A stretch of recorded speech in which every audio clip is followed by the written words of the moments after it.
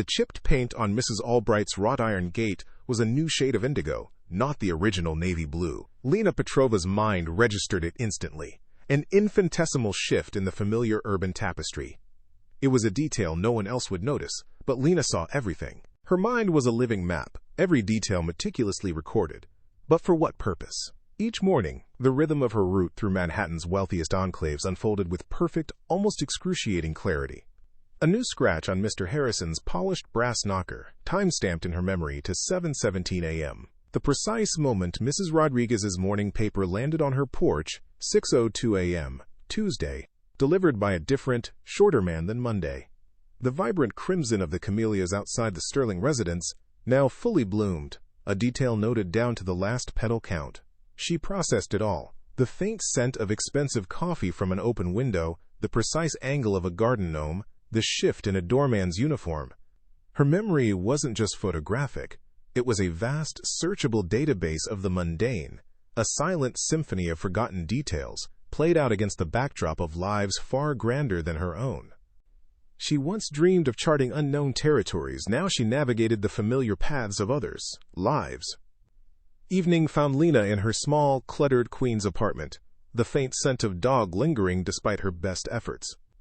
Dishes piled in the sink, a stack of overdue bills on the counter, a stark reminder of why she walked other people's pampered pets. Her gaze drifted to a dusty shelf, landing on a dog-eared textbook, Advanced Cartography and Cryptology.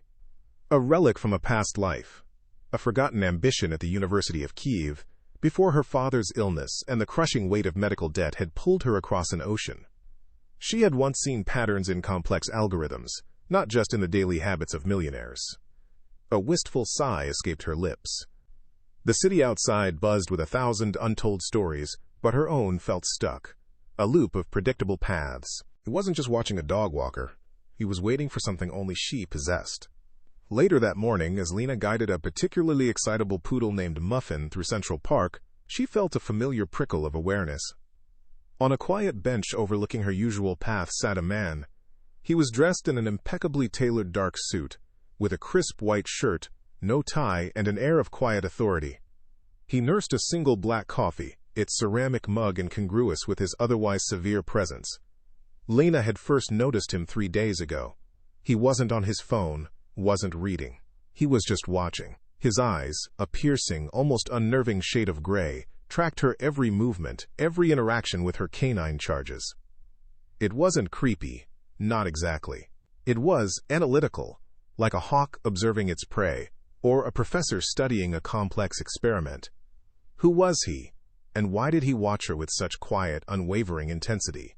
He hadn't spoken a word, but his presence was a question she couldn't ignore.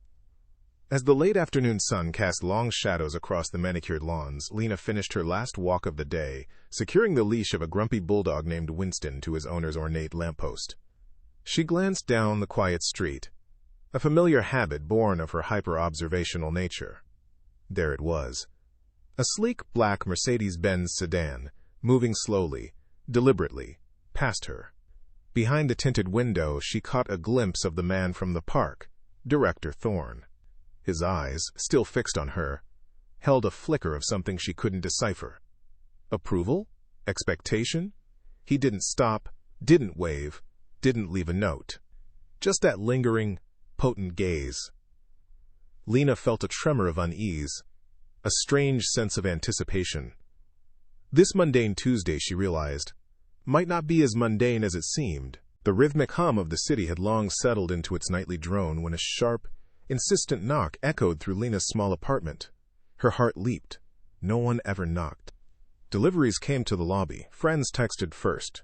She peered through the peephole, her breath catching. The man from the park bench stood there, unmoving, his dark suit blending with the hallway's shadows. Director Thorne. His presence was unnervingly calm, a stark contrast to the sudden clamor in Lena's chest. He held a sleek, black envelope. It wasn't a question in his eyes, but a quiet, irrefutable command. Lena slowly unlatched the door. "Miss Petrova," he said, his voice a low, steady baritone. "We need to talk." He extended the envelope, an object of stark, silent power. Lena took it, her fingers trembling slightly against the heavy cardstock. What if the man who watched you from afar was now at your door, holding a secret that would unravel your life? Lena closed the door, the click echoing in the sudden silence. She walked to her coffee table, the black envelope feeling impossibly heavy in her hand. This had to be a joke, an elaborate, cruel prank. But the man's eyes, his composed gravitas. No, this was real. Her fingers, still slightly numb, broke the elegant silver seal. Inside were 2 items. The first was a business card, as thick and dark as the envelope itself. The name, the Obsidian Group, was embossed in subtle silver. Below it, a single, stark title. Director of Strategic Intelligence. Lena's breath caught. The Obsidian Group wasn't just some vague entity. It was whispered about in hushed tones. A high-level intelligence consulting firm that operated in the deepest shadows. The second item was a small, handwritten note, its script sharp and decisive in silver ink. Your eye sees what others miss. A mole hides in plain sight. We need your map. Her mind reeled. A single note, a shadowy organization, and a request that defied all logic. Her life was about to cleave in 2. Lena sank onto her worn couch, the card and note spread before her like arcane symbols. Could her hidden talent truly be the key to solving a problem of national security? The thought was absurd, exhilarating, and terrifying. She grabbed her old laptop, her fingers flying across the keyboard. Searching for the Obsidian Group brought up only vague, highly curated results. Mentions in obscure defense journals, philanthropic donations, a reputation for impenetrable discretion. There were no scandals, no tabloid fodder, just a powerful, almost mythical aura. Director Thorne wasn't just some random creep. He was a legend, a ghost in the machine. But how did they know about her? How did they know she possessed a map? The ease with which he had pierced the veil of her anonymity was unsettling. Yet, beneath the fear, a forgotten spark ignited. A chance to use her mind, truly use it, for something beyond mapping the precise location of Mrs. Henderson's prize-winning petunias. This wasn't just observation. This was purpose. The next morning, Lena met Director Thorne at a small, unassuming cafe near her apartment. The scent of stale coffee and burnt pastries seemed incongruous with the gravity of their conversation. "Miss Petrova," Thorne began, his voice calm but firm. "The note was not a request. It is an opportunity." He leaned forward, his unwavering gaze locking onto hers. "We have a mole, embedded deep within a network of influential figures, all of whom reside on your daily route. They are jeopardizing highly sensitive operations, and our conventional methods have failed to identify them. We have the data, the surveillance, the financial records, but we lack the map, the unseen connections, the subtle deviations, the patterns only someone with your unique gift can perceive." He paused, letting the weight of his words settle. "Your daily routine, the mundane details you observe, are a gold mine. We need you to connect disparate observations, to see the invisible threads. This isn't just a job. It's a challenge to be more than you had ever imagined." Thorne left as quietly as he had arrived, leaving Lena with the decision hanging heavy in the air. Back in her apartment, she picked up her old, dog-eared textbook on cartography, its pages filled with notes on topological mapping and cryptological patterns. She traced the faded diagrams with her finger, a wistful ache in her chest. This was the life she had once dreamed of, the intellectual pursuit that had been swallowed by circumstance. Then, her gaze fell upon the Obsidian Group card. The fear was real. Chloe's warnings about human trafficking and cults echoed in her mind. But the pull of intellectual engagement, the intoxicating possibility of being truly seen, of using her unique talent to solve a problem of immense significance, it was stronger. The thought of returning to the endless loops of dog-walking, the slow grinding death of her spirit, felt suffocating. This was a chance, a dangerous, impossible chance. A flicker of determination, bright and resolute, ignited in her eyes. A strange organization, a mole hunt, and a best friend convinced it was a trap. What would you believe? The scent of turpentine and freshly ground coffee beans hung heavy in Chloe's small art studio, a vibrant oasis of canvases splashed with bold, unapologetic color. Lena, clutching the sleek black card from the Obsidian Group, laid it on a paint-splattered table. "He wants me to find a mole," she said, her voice barely a whisper, a stark contrast to Chloe's usual boisterous energy.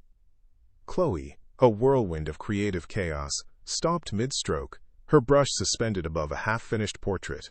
Her dark eyes, usually twinkling with mischief, widened with alarm. "A asterisk mole? Lena, this is how horror movies start. Some shadowy group, a mysterious man, and suddenly you're in a cabin in the woods with a shovel and a very bad feeling." She began to pace, her voice rising with each word. "This is a scam. It's human trafficking. It's some creepy, elaborate prank. You cannot be serious." How did he know where she lived? The ease with which he found her was terrifying. Chloe stopped abruptly, her eyes narrowing as she fixed Lena with a stare. "And how did he know where you live, Lena? That's what I want to know." The question hung in the air, heavy and unnerving. "He just showed up at your door, right?" "That's not just observant. That's investigative. That's stalker-level stuff." Lena's mind reeled. She'd pushed the thought aside, but Chloe's blunt logic brought it crashing back. The ease with which Thorne had pierced the veil of her anonymity was, indeed, terrifying. It felt like a violation, a chilling reminder that her quiet life was not as private as she'd believed. Failure meant returning to a life that was slowly suffocating her spirit. Later, in the quiet solitude of her cramped apartment, Lena looked around. The worn dog leashes hung by the door, smelling faintly of wet fur and city grime. On the small kitchen counter, a stack of overdue bills mocked her, a constant reminder of the relentless cycle of pouring her energy into others' lives, only to barely keep her own afloat. This was her reality, safe, predictable, and slowly, irrevocably, suffocating her spirit. The fear of Thorne, of the unknown, was real. Chloe's warnings were logical, but the thought of returning to this, to the mundane loops of her dog-walking route, made the terrifying risk of the Obsidian Group seem almost liberating. It was the deepest ache in her soul. Her best friend's fierce loyalty was her only anchor in the terrifying unknown. The next morning, Chloe, though still wary, was all pragmatism. "Okay, look," she said, her voice firm as she pulled out her phone. "I'm putting a tracking app on your phone. Don't you dare turn it off. And I want you to check in with me every 3 hours. If I don't hear from you, I'm calling the embassy, the FBI, the UN. I swear to God, Lena." Lena hugged her friend tightly, a wave of profound gratitude washing over her. "I'll be careful," she promised, her voice thick with emotion. Chloe's fierce loyalty was a lifeline, a grounding force against the terrifying uncertainty of the path she was about to take. This was it, the point of no return, a journey into a complete and terrifying unknown. Precisely at 10 a.m., a sleek black Mercedes-Benz SUV, so silent it seemed to materialize from the morning air, pulled up to Lena's apartment building. A chauffeur in a crisp black suit stepped out, opened the rear door and simply nodded. "Miss Petrova, we are ready when you are." Lena took a deep breath, her small bag clutched in her hand, and stepped into the plush interior. The ride was silent and smooth. She stared out the tinted windows at the city, rushing by, feeling a profound sense of detachment, as if she were watching a movie of someone else's life. This was it, the point of no return, a journey into a complete and terrifying unknown. She had entered a world of shadows, where secrets were currency and every detail mattered. The black Mercedes-Benz S-Class, so silent it seemed to glide, delivered Lena not to a grand, imposing headquarters, but to a nondescript skyscraper in Midtown. From the outside, it was just another glass and steel monolith, indistinguishable from its neighbors. But the moment the chauffeur opened the door, Lena felt the shift. The air inside was colder, the silence heavier. She was led through a series of security checkpoints, each one more advanced than the last. Biometric scanners that hummed softly, hushed corridors where uniformed guards moved with unnerving quiet, and doors that slid open without a sound. It was an antechamber to a hidden world. Finally, a vast, minimalist office space revealed itself, sleek glass walls, polished concrete floors, and a distant, almost imperceptible hum of unseen technology. It was a place of stark, intimidating efficiency, a universe away from the familiar scent of damp dog fur and stale coffee. Lena's eyes, usually so quick to record, absorbed it all with a mixture of awe and quiet apprehension. Her talent was a romantic notion to them. A multi-million-dollar problem wasn't a social experiment. Director Thorne awaited her in a stark conference room, its long, gleaming table reflecting the city skyline. Beside him stood a woman, tall and impeccably dressed in a sharp, dark suit, her dark hair pulled back in a severe, precise bun. Agent Davies. Her eyes, a piercing gray, swept over Lena, assessing, cataloging, and ultimately dismissing. Lena felt the chill of that gaze, a familiar echo of the condescension she'd often encountered in the wealthy homes on her route. Miss Petrova. Thorne's calm baritone cut through the tension. This is Agent Davies, my chief of operations. She will be your primary liaison. Davies offered no smile. Director, she began, her voice crisp and laced with an edge of impatience. With all due respect, I still fail to see how a dog walker possesses the unique qualifications for a task of this magnitude. Lena's jaw tightened imperceptibly. Agent Davies, Thorne replied, his voice unwavering. Miss Petrova possesses an observational intelligence that our most advanced systems cannot replicate. She sees what others miss. Davies merely scoffed, her eyes narrowing on Lena. Seeing a new garden gnome, Miss Petrova, is hardly a substitute for decades of field experience. 5 powerful individuals, 1 traitor. Her task, find the unseen thread connecting their lives. Thorne ignored Davis's thinly veiled insult. He moved to a large digital display that lit up, showing 5 professional headshots. The parameters are clear, Miss Petrova, he stated, his gaze fixed on Lena. The mole is one of these 5 individuals. All are highly influential, deeply embedded within the financial and political networks that intersect with our operations. All reside along your former dog-walking route. He paused, letting the gravity of his words sink in. They all have access to classified information. They are all, on paper, beyond reproach. Their lives are meticulously documented, their movements tracked by conventional surveillance. Yet the mole remains hidden.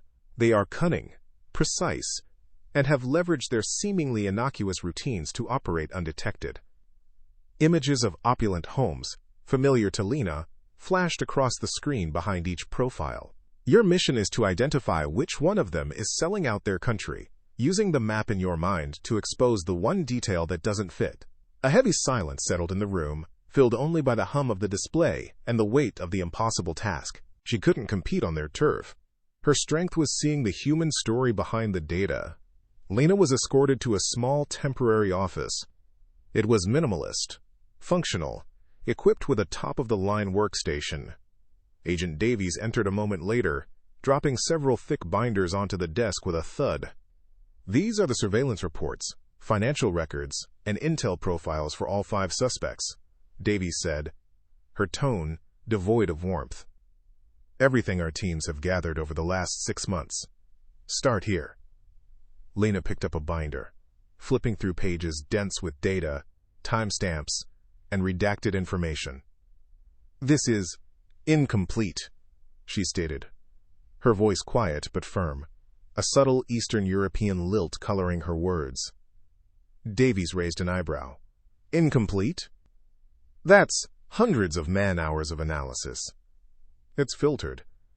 Lena clarified, looking up. It tells me what you think is important. I need the raw, unfiltered stream. I need access to the complete satellite imagery of the neighborhood, the public social media feeds, every delivery manifest, every municipal service record. I need to build my own map, not read yours. Davies shook her head, a dismissive sigh escaping her lips. You're talking about noise, Miss Petrova. We deal in signals. She turned and left, clearly believing Lena's request was a waste of precious resources. Her route wasn't just a path, it was a living, breathing network of secrets. Alone, Lena leaned back in her chair, a flicker of defiance in her eyes. noise, Davies called it. To Lena, it was the symphony of everyday life, the subtle rhythms that held the true narrative. She brought up a complex 3D holographic map of the wealthy neighborhood, the familiar streets and homes shimmering before her. With practiced ease, she began to overlay her own memories onto the digital canvas. The exact placement of Mrs. Albright's chipped garden gnome, always facing west. The precise timing of the organic grocery delivery truck that served the Millers, always at 10:17 a.m. on Tuesdays. The way Mr. Henderson, suspect A, always held his golden retriever's leash, a loose, almost casual grip, but never straying from the right side of the sidewalk. She zoomed in, then out, mentally rewalking every inch of her route. Her mind, a vast, living database, began to sift through the years of observations, searching for the discordant note, the out-of-place detail, the subtle anomaly that would reveal the mole's unseen hand. The process was meditative, a dance between memory and technology, as Lena began to rebuild her invisible map, this time, with a purpose that truly mattered. The fluorescent hum of the office was a stark contrast to the buzzing silence inside Lena's head. It was late, the city outside a velvet tapestry of twinkling lights. Hours had passed, sifting through satellite images, cross-referencing public records, and mentally rewalking her route 100 times. The official intel was a wall of noise, a blur of data points that didn't quite connect, but Lena wasn't looking for obvious connections. She was looking for the glitches, the tiny, almost imperceptible misalignments in the grand design. Her internal map, layered with every bloom, every leaf, every shifted cobblestone, suddenly snagged on something. The smallest detail, missed by everyone else, was her first thread in the mole's intricate web. An azalea bush, outside the sprawling brownstone of suspect A, Mr. Alistair Finch. It was a common variety, a vibrant pink, utterly unremarkable. But Lena remembered it being planted. Not with the rest of the meticulous spring landscaping, a symphony of synchronized gardening that swept through the neighborhood like clockwork. No, this one, a single, humble azalea, had appeared 2 weeks later. A tiny temporal ripple in the perfectly ordered landscape. It was out of sync. It was wrong. A small, triumphant aha bloomed within her, quiet as the azalea itself, yet potent enough to shift her entire focus. She leaned forward, her fingers flying across the digital calendar, circling the date with a quick, decisive stroke. The next morning, the sterile conference room felt colder, sharper. Agent Davies, impeccably dressed and radiating impatience, drummed her fingers on the polished table. "So, Miss Petrova," she began, her voice crisp, "any revelations from your immersive data analysis?" Lena, holding her tablet, felt the familiar prickle of condescension. "Yes, Agent Davies," she said, her voice calm, a subtle Eastern European lilt, softening her precise words. The azalea bush outside Mr. Finch's residence was planted 2 weeks after all other landscaping on his street. Davies stared, then let out a short, humorless laugh. "Gardening minutia? Is this what we're paying for? We're looking for a mole, not a landscape architect." She was dismissed as a dog walker, but her insights were already outmaneuvering their best agents. Lena met Davies' cynical gaze head-on. "It's a temporal anomaly, Agent. An unexpected deviation. Everything in that neighborhood is meticulously scheduled. A 2-week delay for a single plant is unusual." Davies scoffed, pushing back her chair. "Unusual, perhaps, but hardly relevant to national security. Stick to the financial reports, Miss Petrova. Or perhaps I should call a nursery to confirm your findings." She stormed out, leaving a chill in her wake. A few minutes later, Director Thorne appeared in the doorway of Lena's temporary office, a shadow against the bright hallway. He hadn't said a word, but Lena knew he'd overheard. He walked in, his presence filling the small space without effort. "The azalea," he said, his low baritone cutting through the lingering tension. "Elaborate." Lena explained again, detailing the synchronized nature of the neighborhood's services, the precise timing of everything from deliveries to lawn care. Thorne listened, his analytical gaze unwavering. "And this deviation, what does it suggest to you?" he asked, a subtle nod of encouragement accompanying his words. "A gap," Lena replied. "A window of opportunity. Something was happening when that azalea should have been planted, something that disrupted the usual order." He didn't just see a dog walker. He saw a wasted masterpiece, waiting to be unleashed. Thorne gave another, more pronounced nod. "Investigate that specific time frame. Look for other disruptions. Anything out of place, no matter how small." He turned and left, leaving Lena with a renewed sense of purpose, a quiet validation that fueled her resolve. Following Thorne's lead, Lena dove back into her mental map, focusing on those 2 anomalous weeks. If the azalea planting was delayed, what else was off schedule? Her memory, a vast, searchable database, began to churn. She recalled Mr. Finch's golden retriever, Barkley. A creature of precise habits, Barkley was groomed bi-weekly at the same upscale salon. Lena pulled up the salon's online booking system, cross-referencing it with her dog-walking schedule. And there it was. Barkley's appointment for the first week of the azalea anomaly had been canceled, a rare occurrence for the fastidious Mr. Finch. 2 seemingly random events, separated by days, now woven together by her photographic memory. She remembered a brief, almost imperceptible change in Finch's demeanor that week, a subtle tension in his jaw, a slight hastiness in his usual morning greeting. It had been too minor to flag then, but now, combined with the other oddities, it formed a nascent pattern. She circled the canceled grooming appointment on her digital calendar, drawing a line connecting it to the azalea planting date. The threads were beginning to intertwine. The pattern deepened. Lena expanded her search, pulling up historical traffic data and delivery logs for Finch's Street during that same 2-week window. Her mind's eye, a virtual drone, replayed every moment she had walked past his house, every delivery truck she had seen. And then she saw it. A specific gourmet food delivery truck, the one that routinely delivered to Mr. Finch's house every Tuesday afternoon, had been diverted to a different block entirely during the first week of the anomaly. Not just delayed, but rerouted. The street, usually bustling with activity, had been unusually quiet, unobserved, for a crucial period. The mole didn't hide in plain sight. They created a void, and Lena was the only one who saw it. Lena leaned back in her chair, a sudden intake of breath. The pieces clicked into place with a chilling precision. The azalea, the canceled grooming, the diverted delivery. 3 seemingly unrelated, mundane details, all pointing to a deliberate effort to create a window of opportunity, a temporary blind spot in the neighborhood's vigilant eye. Finch hadn't been home, or hadn't wanted to be seen. He had orchestrated a brief, perfect moment of invisibility. What if even their charitable acts were a tell, if you knew how to read the invisible language? Lena sat in her stark office, the hum of the servers a low thrum against the quiet ticking of her mind. She brought up the profile of Suspect C, a philanthropic socialite known for her generous donations. Lena's memory, a vast, searchable database, clicked into place. Suspect C had a peculiar habit. She always returned a specific type of book to the public library, not popular fiction, but obscure, meticulously researched historical texts on ancient trade routes and forgotten empires. Lena remembered the spine of one such book, a deep burgundy, slightly frayed.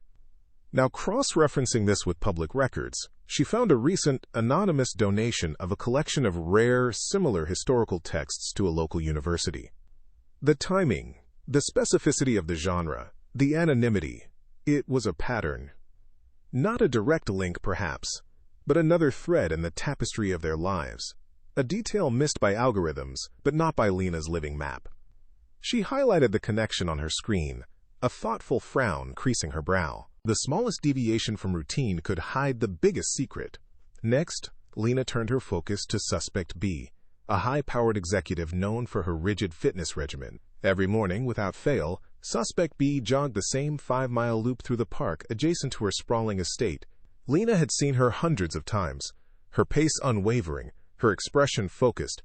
But then, Lena's memory pulled up a 2-week anomaly.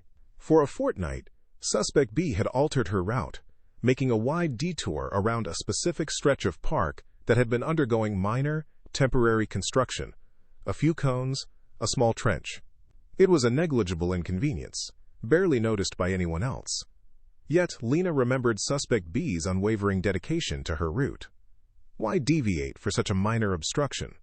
It felt less like avoiding construction and more like avoiding observation, a small window of unmonitored movement.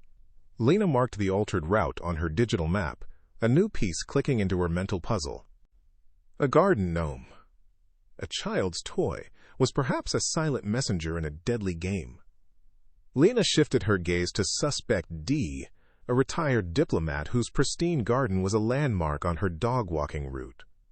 Among the perfectly manicured hedges and vibrant flower beds stood a ceramic garden gnome, always, without exception, facing west, towards the setting sun. Lena had logged its exact orientation every day for years. But for 1 week, precisely overlapping with the azalea anomaly and the jogging route change, the gnome had been subtly, almost imperceptibly, turned east.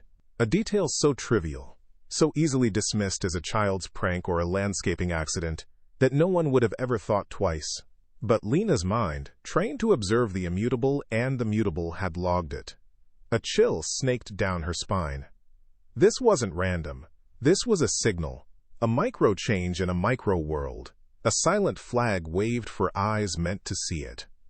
Lena felt a cold certainty blossom as the potential implications unfurled. The invisible map in her mind had finally revealed its devastating truth. The moment of clarity hit Lena with the force of a physical blow. She overlaid all her findings on the holographic map that shimmered before her.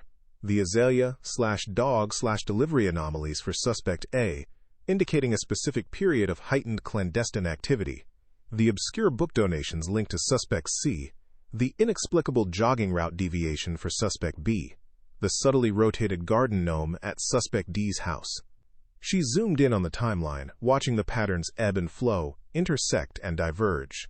3 of the suspects had minor, isolated deviations. But for Suspect A, the anomalies didn't just exist, they coalesced.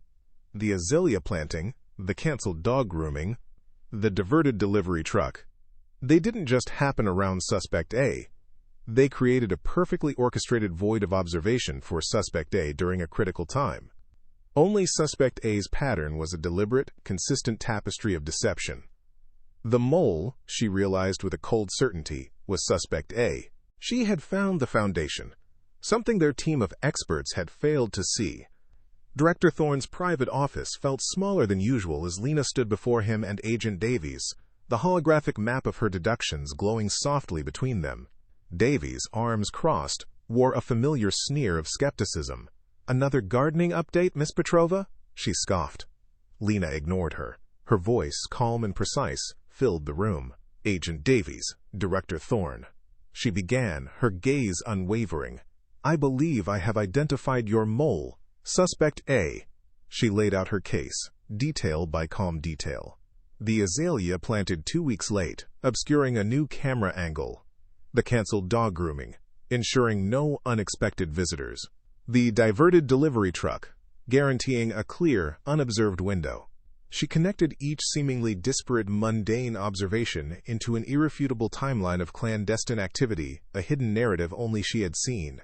Davies' initial scoff died in her throat, her jaw going slack, her eyes wide with a dawning, stunned silence. Thorne, who had been watching Lena with quiet intensity, now looked at her with profound, open admiration. The game was on. Her invisible map was now their blueprint for a precision strike. Director Thorne's office, late at night, felt like the eye of a silent storm. A digital countdown clock glowed red on the wall, ticking towards an unknown future. Lena, Thorne, and Agent Davies were the only figures in the room, their faces etched with a grim determination that belied the calm. Thorne, ever precise, laid out the plan. "We initiate a controlled leak, a fragment of disinformation designed to be irresistible to a specific profile. Our mole Suspect A will be compelled to act." Lena nodded, her mind already running simulations. "He will use the window of opportunity I identified," she said, her voice quiet but firm. "The time when the delivery truck usually diverts. The gnome will be his signal. Davies, though silent, watched Lena with an intensity that had shifted from skepticism to a grudging, wary respect. A chilling silence settled as the final details were locked into place, the air thick with unspoken stakes. She wasn't just an analyst, she was the eyes and ears on the ground, guiding their every move. Hours later, the pre-dawn chill permeated the surveillance van, discreetly parked blocks from Suspect A's opulent brownstone.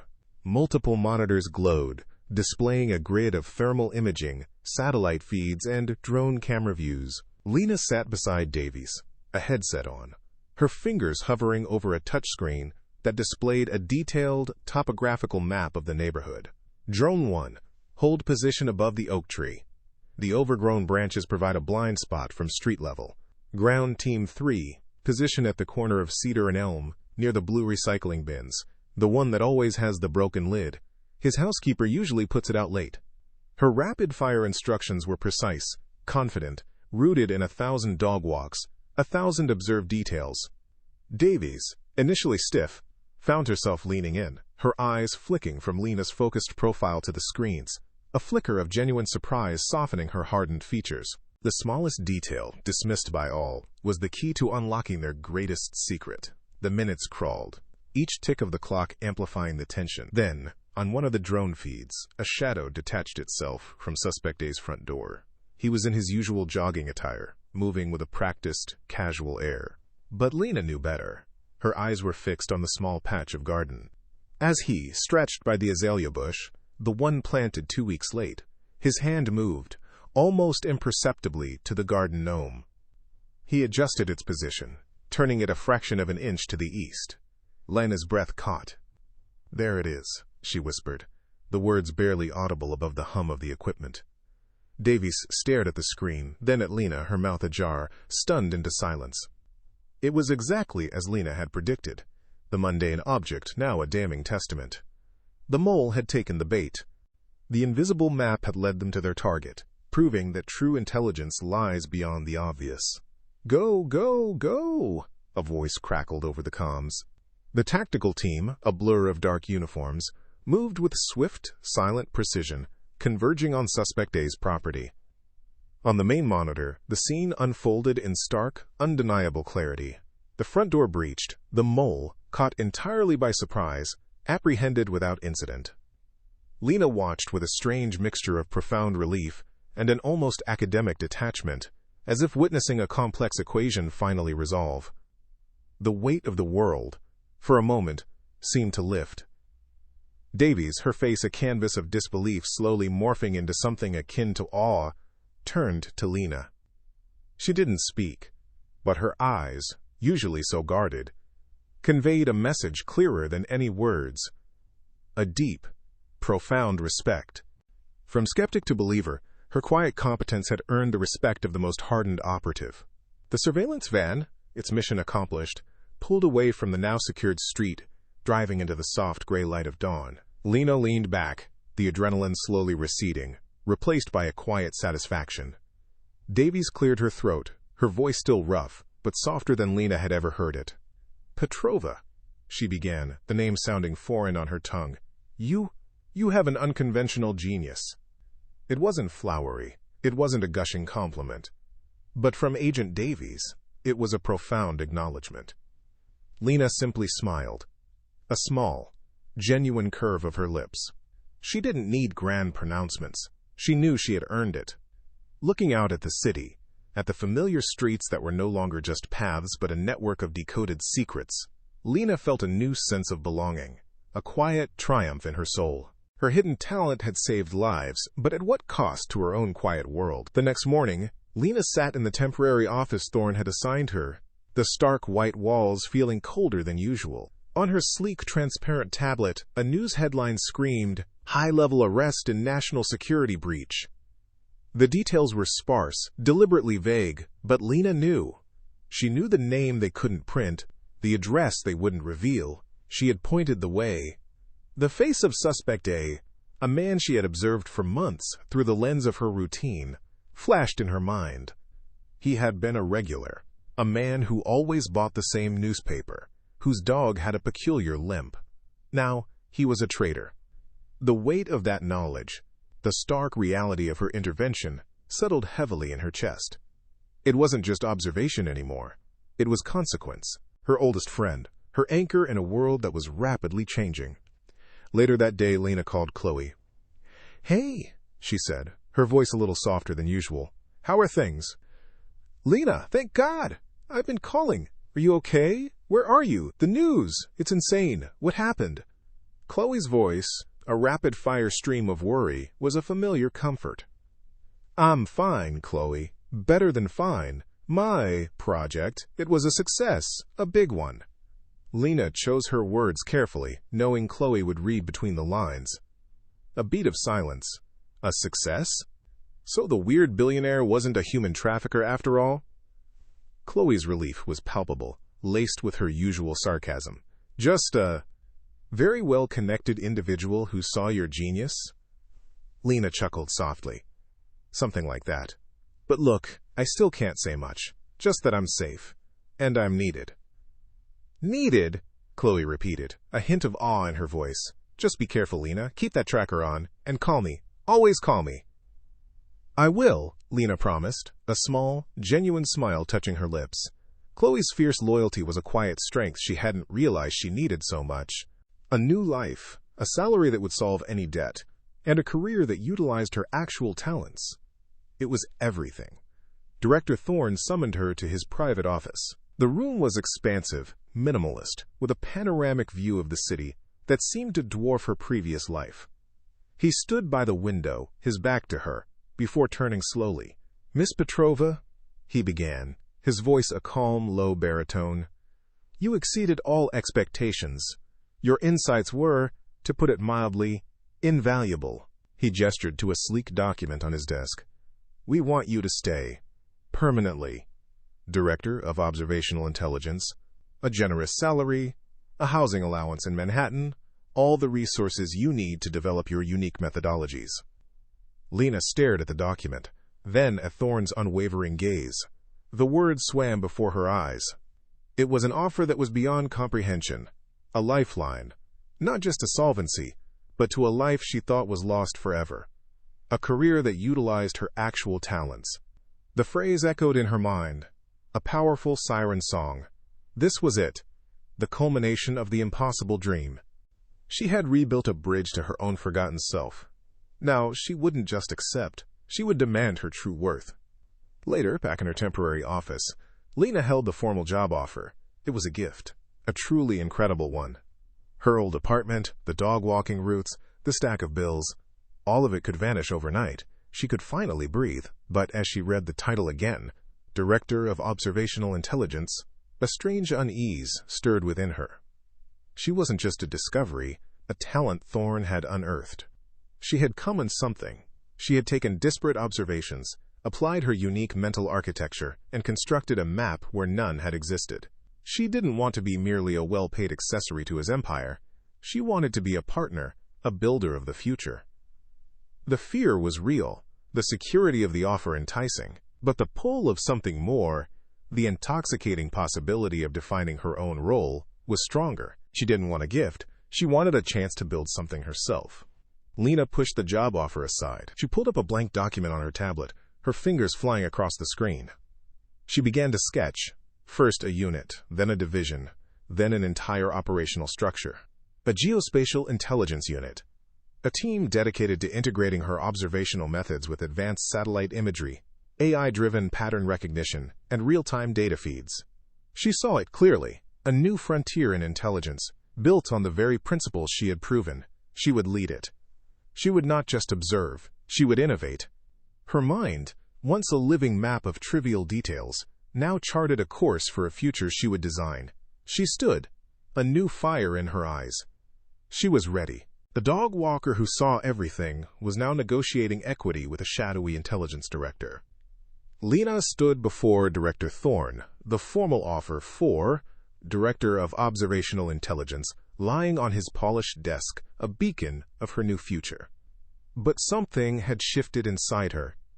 She had not just been a tool for the Obsidian Group, she had been rebuilding a bridge to her own forgotten self.